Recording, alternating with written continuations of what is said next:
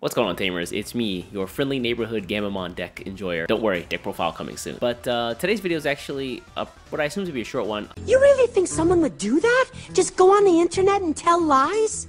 I want to talk about a post that the Digimon Twitter profile made last week. Digimon TCG Twitter profile, by the way. They put up, outside of like their normal marketing for the Ultimate Cup, saying, hey, the Ultimate Cup for March and April is coming up, they also put out a small forum allowing players to vote on a modified rules format, which in my opinion seems really weird. I think Digimon as a game competitively holds up pretty well, and it's just weird to me that they would want to like make changes to this. So I'm not sure if actually, you know what, I lied. I do know how I feel about it, and honestly I think it's kind of weird that Bandai would want to make a competitive series like the Ultimate Cup a different rules format, where you could just simply just have a different format outside of this as like another cup, you know what I'm saying? I don't know, I got a lot of people talking, but I thought it'd just be interesting to go over and take a look at some of the rules that they propose for modified versions of the game. These actually might be some good ideas if you're trying to like find some different ways to play the game. These might be some good modified rule sets. So we'll just go over them very quickly, and then we'll take a look and kind of pass some judgment on what I think are some of the good ones, or some of the weirder ones, and the whole idea of even proposing a modified rule set for a competitive format like the Ultimate Cup. So what this is the actual form that they created and sent out on their Twitter profile. If you're interested and you actually play the English version of the game, I'm going to put a link to this form in the description below, so you can actually go and like vote yourself there if you'd like to. But yeah, I do want to go over a couple of these. So again, they're talking about the upcoming Ultimate Cups for 2023. And they've said right off the bat, assuming Mulligan is implemented in the Ultimate Cup 2023, which format are you most interested in? So this is kind of assuming that Mulligan will be added to all of those cups coming up for the inside of the game. Haven't heard P4 for the Japanese side of the game. Sorry, folks who live in Asia, I have no idea either. It'd be nice if we got a Mulligan, but I'm assuming the JP version of the game will not change. Wait, let's take a look at a couple of these proposed formats here. The first one we have is Boss Rush. Both players start their turns at 10 memory. Now, I'm kind of assuming here that player 1 doesn't get this, although if that's the case, it would be kind of busted for player 2. But I think that this like makes OTK decks super crazy. Things like turn 2 Grandis OTK might seem really possible or really likely. You might even be able to OTK with something like Minerva Loop. But yeah, I think this one is interesting. Things like Machine Dramon become pretty wild because you basically like play Machine Dramon on your turn, keep your turn. It seems pretty wacky. It seems like it can be broken, but we'll have to see. Yeah, one of my big like litmus tests for these is do they sound like it'd be fun to do and not like be tedious to actually track all the new stuff that we'd have to keep track of, and then after that, like, can it actually be run without being like, you know, game breaking? Yeah, the second one here, Super Security. Both players start with 10 security cards, and all security Digimon have security skip the battle and play this card, so you don't die on security swings anymore, and you just get to play whatever is played. Dude, that would be wild. Also, recovery effects and other cards that increase security are banned, which means security control is just like actually, y'all can hold that, or Setcom players, you guys can hold that. I'm not particularly interested in this format, just because I think games would take a long time. 10 security is a lot, which means you have to get like 11 checks, and on top of that, you have to contend with actually whatever it comes out of security. So if you check a level 6 or level 7, I mean, guess you just got to deal with that. And I think that just creates a lot of back and forth, but I think games will just take too long, honestly. That's my biggest problem with Super Security. The next one here is Security Digimon. If a Digimon card was checked from your security stack, at the end of battle, add that Security Digimon to your hand. If the Security Digimon has a security effect, this rule doesn't apply. Some cards already have this effect. I don't know if giving it to everything really makes much of a difference, but nevertheless, this one just seems kind of whack. The next one is Memory Boost. Players don't switch turns when the memory gauge moves to 1 or more on their opponent's side. Instead, the turn will only change over once your opponent had 3 memory. So it essentially gives you like 3 more memory to work with every turn. This one I'm not super interested in. It honestly also feels a little whack to me just because it's like just like having a memory tamer, and we kind of already have those in the game. So what's the point of just giving you that for free? The next one I think might be the most popular one on this list, and that is side deck. Just having a side deck of 10 cards. Like the 2022 Fest format that they did a while back that they never brought back. Alright, hot take. I don't like side decks. I think that, especially in a game like Digimon, maybe you guys can change my mind, but it just allows you to make 2 different decks. What you can do is you can create a deck that has a really low bottom end and then like a really like powerful top end. The same color, but 2 like completely different archetypes.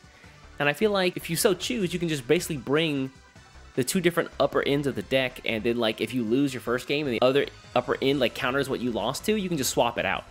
And then it just feels like it's a game of like whoever wins the first game. Basically, if they lose the second game, then they can just swap to their counter deck and then play out. out with that, and I feel like that gives him a bit of an advantage. Just winning the first game becomes like super important. Yeah, again, I think a lot of folks out there really want side decks. I'm not really a big fan, but again, maybe you guys can change my mind on it. If you got some ideas, or you see something that I don't about side decks, or you have a take that I didn't think of, please let me know in the comments below.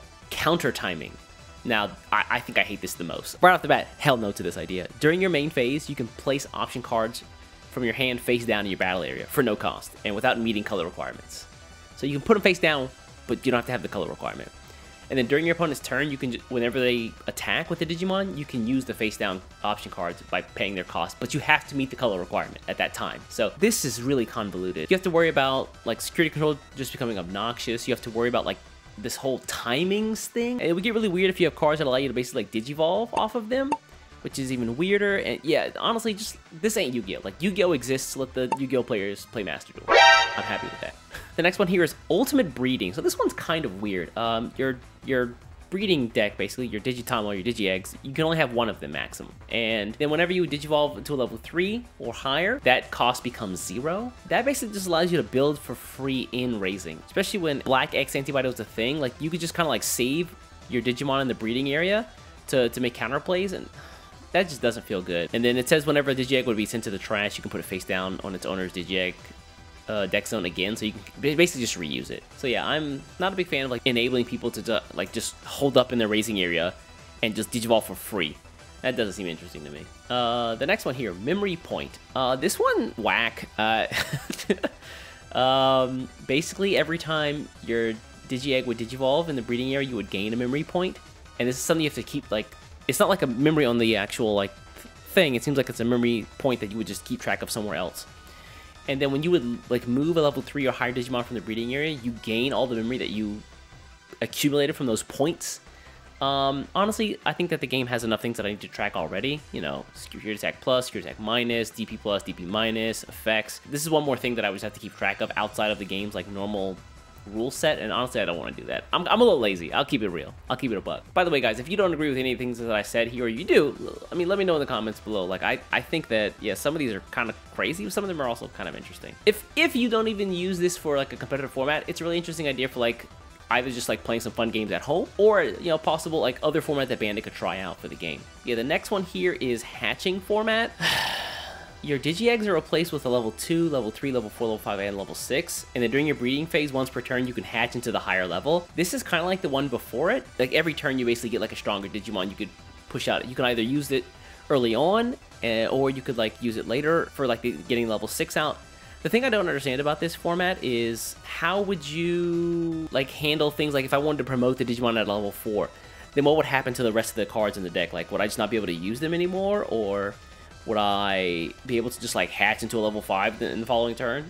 I'm not really sure what the rules are around that. So honestly, I just don't have enough information to make a real judgment here, but yeah. And then the last one is called Chosen Partners. You basically take your Digi-Egg deck and you instead get 1 Tamer card, 1 Digi-Egg, and then 0 to 5 like partner Digimon. And then they're basically taking the entire like hatching phase or breeding phase and swapping out for this new phase called the partner phase, where you can either Digivolve one of your partner Digimon off of the egg, or your Tamer, or promote the Tamer, or promote the Digimon there. So it seems a little similar to the hatching format, with the exception of you just get a memory Tamer, or sorry, not a memory Tamer, but any Tamer you want, and be able to just like at any time in the game promote it.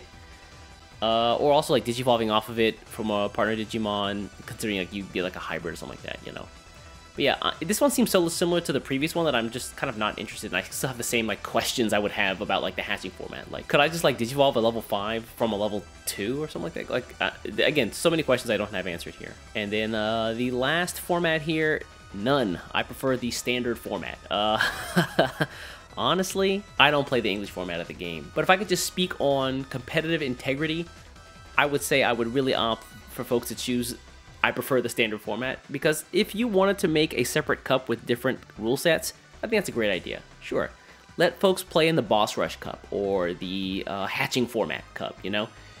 But I feel like the Evo and the Ultimate Cup formats should be competitive. And yes, honestly, I would hope that they would keep them that way, because I don't want the English version of the game to be like so drastically different from the Japanese version of the game that we no longer have like some sort of parity with each other. The scariest thing is that They also have an other category here, and in the other, you can just suggest a format, which honestly terrifies me. I don't know, maybe some folks have some good ideas out there, but I signed up to play Digimon. I don't really want to play anything else. Yeah, if you're down with playing other formats, sure, if they want to make other formats for other people, I feel that's a good way to go, but it feels like changing the main, like, competitive stuff over to something different just seems really weird. Has any other game ever done something like that? Like, have they just kind of, like, made a different format for their game for people to play in, like, a competitive sense?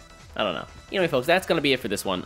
This is really, I just want to kind of get my feelers out there again to kind of know your guys' thoughts and opinions here. For the folks who are playing on the inside of the game, like, are these interesting ideas to you? I'm not trying to shame anybody if that is. I mean, if you guys are genuinely interested in this, I think that's, you should definitely support the game and tell Bandai that I want to do this. But again, I'd love to hear from you folks, so yeah, put those ideas in the comments below. And yeah, I'm going to get out of here. Before you get out of here, do me a favor, hit the subscribe button, and I'll catch you in the next one. Take care.